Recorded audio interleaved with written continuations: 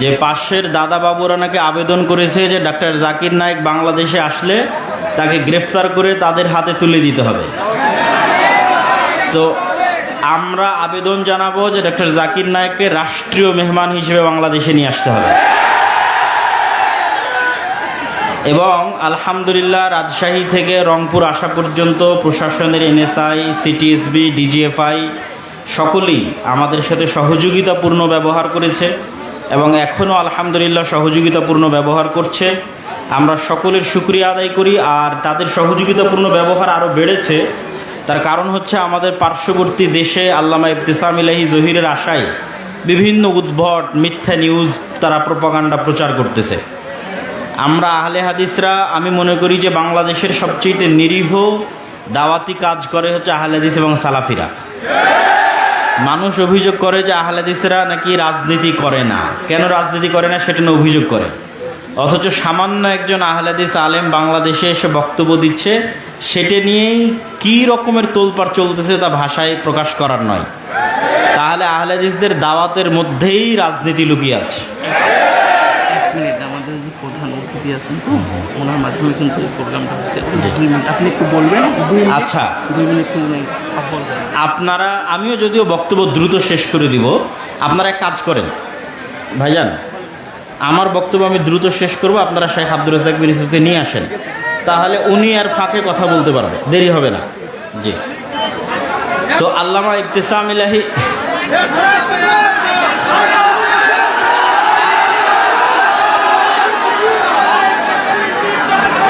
আল্লামা ইবতিসাম ইলাহি জহির হাফিজাহুল্লাহ যে বিষয়ে বক্তব্য দিচ্ছিলেন সেই বিষয়টি ছিল ঈমান এবং ইলম। ঈমান বিল গায়ব, অদৃশ্যের উপর বিশ্বাস, আর ইলম আল্লাহ সুবহানাহু তাআলা এবং তার রাসূলের পক্ষ থেকে আসা ইলম বা জ্ঞান। আমিও গত কয়েকদিন যাবৎ ঈমানের উপর বক্তব্য দিয়েছি, ঈমান বিল গায়ব। ঈমান বিল গায়েব হচ্ছে মুসলমানদের সবচেয়ে বড় সম্পদ।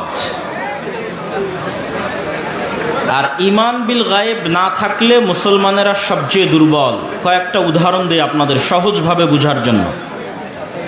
মুসা আলাইহিস সালাতু ওয়াস সালাম ফেরাউনের তুলনায় দুনিয়াবি শক্তিতে সবচেয়ে দুর্বল ছিলেন। আজকের গাজার মানুষও ইসরায়েলের কাছে অত দুর্বল নয়। মুসা আলাইহিস সালাতু ওয়াস সালাম ফেরাউনের কাছে যত দুর্বল ছিলেন দুনিয়াবিভাবে। তো মুসা আলাইহিস সালাতু ওয়াস সালাম যদি দুনিয়াবি বিজয়ের চিন্তা করতেন দুনিয়াবিভাবে, দুনিয়াবি পদ্ধতিতে, তাহলে তিনি কখনোই বিজয় অর্জন করতে পারতেন না। কিন্তু মুসা আলাইহিস সালাতু ওয়াস সালামকে আল্লাহ সুবহানাহু ওয়া তাআলা শিখিয়েছেন যে ইন্নাল্লাহা আলা কুল্লি শাইইন কাদির, আল্লাহ সকল কিছুর উপর ক্ষমতাবান, পৃথিবীতে আল্লাহর ফেরেশতা বিরাজমান। অতএব মুসা, তুমি আল্লাহর ক্ষমতার উপর ভরসা রাখো এবং আল্লাহ সুবহানাহু তাআলার ফেরেশতা তোমার সহযোগিতার জন্য সর্বদা তোমার সাথে আছে। তো মুসা আলাইহিস সালাতু ওয়াস সালামের হাতের লাঠিকে আল্লাহ সাপ বানিয়ে দিয়েছিলেন, সমুদ্রের মধ্যে আল্লাহ রাস্তা তৈরি করে দিয়েছিলেন, মরুভূমিতে আল্লাহ সুবহানাহু তাআলা পাথর থেকে ঝর্ণা তৈরি করে দিয়েছিলেন, মরুভূমিতে আল্লাহ সুবহানাহু তাআলা আসমান থেকে মান্না এবং সালওয়া খাবার পাঠিয়েছিলেন। এবং আল্লাহ সুবহানাহু তাআলা তাদের জন্য এমন অসংখ্য ব্যবস্থাপনা করেছিলেন যেগুলো গায়েবী মদদ ছাড়া সম্ভব ছিল না, দুনিয়াবি কোনো শক্তি দিয়ে সম্ভব ছিল না।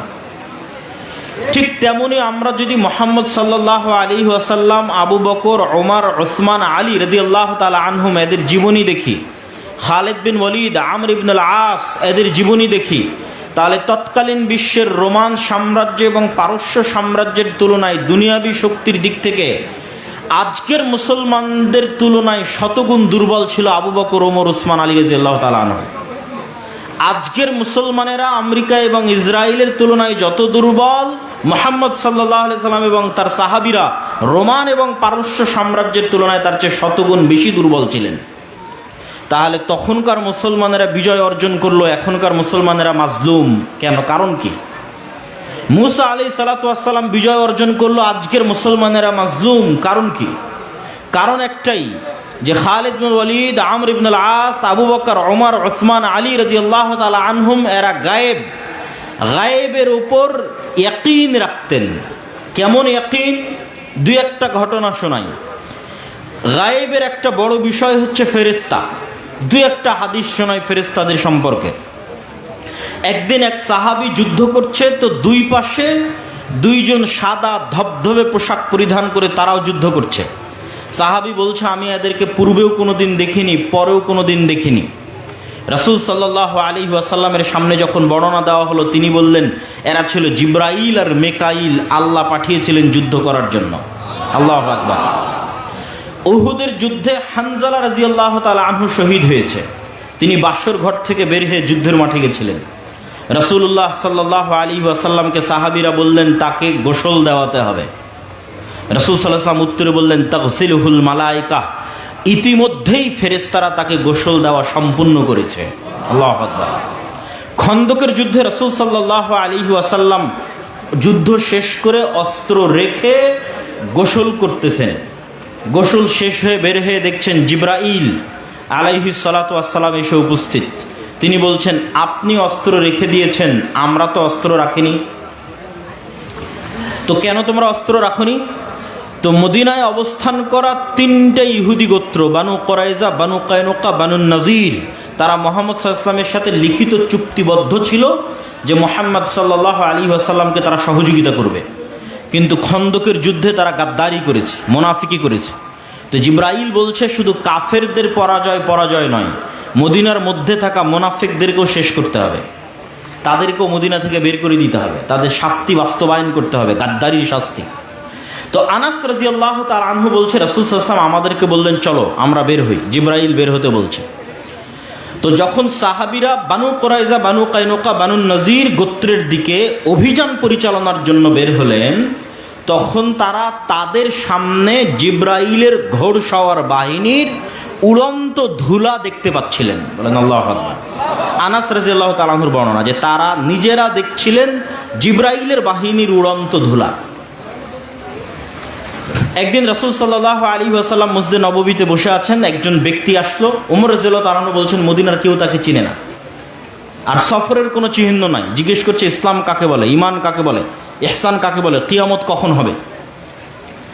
সবকিছু জিজ্ঞাসা শেষে যখন বিদায় নিচ্ছে, তখন রাসূল সাল্লাল্লাহু আলাইহি ওয়াসাল্লাম জিজ্ঞেস করছেন, তোমরা জানো ইনি কে? বলে, না, আমরা তো জানি না। তো বলে, ইনি হচ্ছেন জিবরাইল আলাইহিস সালাতু ওয়াস সালাম, এসেছিলেন তোমাদের দ্বীন শিক্ষা দেওয়ার জন্য। তো রাসূল সাল্লাল্লাহু আলাইহি ওয়াসাল্লামের জীবদ্দশায় ফেরেশতা সংক্রান্ত যদি শুধু হাদিস জমা করি, যেটি আমাদের সালাফি কনফারেন্সে যে নতুন বই আসতেছে আল্লাহর পথে যাত্রা, আগামী 6 ও 7 নভেম্বর সালাফি কনফারেন্স, আপনাদের যে মেহমান আল্লামা ইবতিসাম ইলাহি জহির, তিনিও সেখানে বক্তব্য দিবে। আপনাদের সকলের উপস্থিত হওয়ার আহ্বান, বলেন ইনশাআল্লাহ। আজকে হয়তো মনোযোগ দিয়ে খুব ভালোভাবে শুনতে পারলেন না, ওই দিন ইনশাআল্লাহ আশা করি আপনারা খুব ভালোভাবে মন দিয়ে শুনতে পারবেন। তো এই আল্লাহর পথে যাত্রা বইয়ে এই দলিলগুলো বিস্তারিত উল্লেখ করা আছে। তো সারমর্ম কি? রাসূল সাল্লাল্লাহু আলাইহি ওয়াসাল্লাম বলতেছেন যে জিবরাইল আমাকে মিসওয়াক করতে বলছে, কারণ আমার মুখের গন্ধে সে কষ্ট পায়। রাসূল সাল্লাল্লাহু আলাইহি ওয়াসাল্লাম বলছেন, তোমরা মসজিদে পেঁয়াজ রসুন খেয়ে যেও না, কেননা ফেরেশতারা মসজিদে থাকে, তারা কষ্ট পায়। রাসূল সাল্লাল্লাহু আলাইহি ওয়াসাল্লাম একদিন বললেন, বাড়িতে আজকে জিবরাইল আসেনি। ঘটনা কি? তো বাড়িতে ছবি ছিল, জিবরাইল আসেনি। রাসূল সাল্লাল্লাহু আলাইহি ওয়াসাল্লাম বললেন, যেই বাড়িতে ছবি আছে, যেই বাড়িতে কুকুর আছে, সেই বাড়িতে জিবরাইল প্রবেশ করতে পারে না, বা রহমতের ফেরেশতা প্রবেশ করে না। তো এইরকম ধারাবাহিক যদি রাসূল সাল্লাল্লাহু আলাইহি ওয়াসাল্লামের ফেরেশতা সংক্রান্ত হাদিস তুলে ধরি, তাহলে আপনি কল্পনা করেন, যে সাহাবী স্বচক্ষে ফেরেশতাকে যুদ্ধ করতে দেখছে, যে সাহাবী দেখছে যে তার আর এক বন্ধুকে ফেরেশতা গোসল দিল, যে সাহাবী দেখছে যে সাদ বিন মুআজের জানাজায় 70,000 ফেরেশতা অংশগ্রহণ করেছে, যে সাহাবী দেখছে সাদ বিন মুআজের জানাজায় ফেরেশতা অংশগ্রহণের কারণে তার খাটলির কি অবস্থা হয়েছে, জাবের রাদিয়াল্লাহু তাআলা আনহুর পিতার লাশকে ফেরেশতারা ছায়া দিচ্ছে, এবং বদর, উহুদ, খন্দক, হুনাইন সহ বহু যুদ্ধে 1000, 3000, 5000 ফেরেশতা আল্লাহর পক্ষ থেকে অবতীর্ণ হয়েছে, সেই খালিদ বিন ওয়ালিদ, সেই আমর ইবনুল আস, সেই সাহাবীরা যখন রোমান এবং পারস্য সম্রাটের বিরুদ্ধে যুদ্ধ করতে যাবে, তখন তাদের ভরসা হবে দুনিয়াবী শক্তির উপর না আল্লাহর সাহায্যের উপর? আল্লাহর সাহায্যের উপর। এবার আপনি বুকে হাত দিয়ে দেখেন যে আপনি বিশ্বাস করেন কিনা ফেরেশতা আছে। সাহাবীদের বিশ্বাস কোন লেভেলের ছিল আর আমাদের বিশ্বাস কোন লেভেলের? আমাদের বিশ্বাস আল্লাহর সাহায্য, আল্লাহর ক্ষমতা, আল্লাহর শক্তি, আল্লাহর ফেরেশতার উপর এবং পরকালের উপর এত দুর্বল যে আমরা মন্দির পাহারা দিয়ে ক্ষমতায় যাওয়ার রাস্তা খুঁজি। কেননা বিশ্বাস নাই আল্লাহর সাহায্যের উপর। অতএব কম্প্রোমাইজ করে দুনিয়াবি কলা কৌশলের মাধ্যমে আমাকে ক্ষমতায় যেতে হবে। কিন্তু মুসা আলাইহিস সালাতু ওয়াস সালাম, মুহাম্মদ সাল্লাল্লাহু আলাইহি ওয়াসাল্লাম এবং তার সাহাবীরা প্রমাণ করেছে শুধু ঈমান বিল গায়েব দিয়ে আল্লাহর সাহায্যের মাধ্যমে শুধু বাংলাদেশ নয়, সমগ্র পৃথিবীর ক্ষমতা অর্জন করা সম্ভব। সম্মানিত উপস্থিতি, কিন্তু ওই ঈমানের লেভেল আমাদের নাই। তো উনি আলোচনা শুরু করেছিলেন ঈমান দিয়ে। তো ঈমানের দুটা পয়েন্ট আমি আমার বক্তব্যের মধ্যে থেকে যুক্ত করে বক্তব্য সামনের দিকে এগিয়ে নিয়ে যাব, যতক্ষণ আপনাদের শাইখ আব্দুর রাজ্জাক বিন ইউসুফ না আসছে। ঈমানের দ্বিতীয় পয়েন্ট হচ্ছে আল ঈমান বিল আখিরাহ, পরকালের প্রতি বিশ্বাস। পরকাল মানে পুনরুত্থান। মরবো এ কথা সবাই জানি, কিন্তু মরার পর জীবিত হব কিনা এটা নিয়ে প্রশ্ন। তো মরার পর জীবিত হওয়াকে আল্লাহ সুবহানাহু ওয়া তাআলা এই দুনিয়াতেই মানুষের এই বিশ্বাসকে মজবুত করার জন্য যে মৃত্যুর পর জীবিত হওয়া সম্ভব এবং আল্লাহ জীবিত করবে এবং পরকালের জীবন প্রকৃত জীবন, দুনিয়ার জীবন কোনো জীবন নয়। তো পরকালের জীবন প্রকৃত জীবন এটা বোঝানোর জন্য আল্লাহ সুবহানাহু ওয়া তাআলা দুনিয়াতে মৃত্যুকে জীবিত করাকে ডাল ভাত বানিয়ে দিয়েছেন। কিভাবে? একজন ঈসা আলাইহিস সালাতু ওয়াস সালাম আর কিয়ামতের পূর্ব মুহূর্তে, ওকে জাযাকাল্লাহ খাইর, আর কিয়ামতের পূর্ব মুহূর্তে দাজ্জাল। ঈসা আলাইহিস সালাতু ওয়াস সালামের মুজিজাই ছিল এক খাবলা মাটি হাতে নিয়ে এভাবে বিসমিল্লাহ ফু বলে ছেড়ে দিলে মাটি থেকে পাখি হয়ে আকাশে উড়ে যেত। কোনো মৃত মানুষের গায়ে হাত দিয়ে বিইজনিল্লাহ বিসমিল্লাহ বললে মৃত মানুষ জীবিত হয়ে যেত। আর দাজ্জাল কিয়ামতের পূর্ব মুহূর্তে আপনাদের পিতা বা মাতাকে জীবিত করে আপনাদের সামনে পেশ করবে। বাস্তবে আপনাদের পিতা মাতা মারা গেছে, দাদা দাদি মারা গেছে, এখন কবর থেকে উঠে আসবে স্টেজে জীবিত অবস্থায়। এই দেখানোর মাধ্যমে, এই কারিশমা দেখানোর মাধ্যমে দাজ্জাল দাবি করবে যে সে আল্লাহ, কিন্তু সে আল্লাহ নয়। কিন্তু আল্লাহ সুবহানাহু ওয়া তাআলা এটি করার অনুমতি তাকে দিবেন। তো আল্লাহ সুবহানাহু ওয়া তাআলা ইতিপূর্বেও বহু মৃত মানুষকে জীবিত করেছেন, একজন নবীকে মৃত মানুষকে জীবিত করার মুজিজা দিয়েছেন, আর দাজ্জালও অসংখ্য মৃত মানুষকে জীবিত করবে। সুতরাং মৃত মানুষকে জীবিত করা কঠিন কিছু না সহজ কিছু? বলেন তো, মৃত মানুষকে জীবিত করা কঠিন না সহজ? সহজ।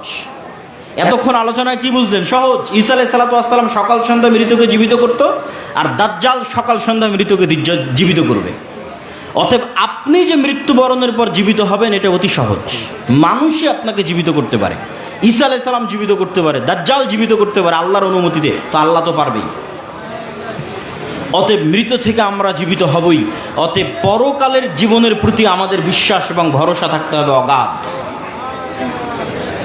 পরকালের জীবনের প্রতি আমাদের বিশ্বাস এবং ভরসা থাকতে হবে অগাধ। সম্মানিত উপস্থিতি, আল্লামা ইবতিসাম ইলাহি জহিরের বক্তব্যের সারমর্ম বলছিলাম, ঈমান বিল গায়ব এবং ইলম।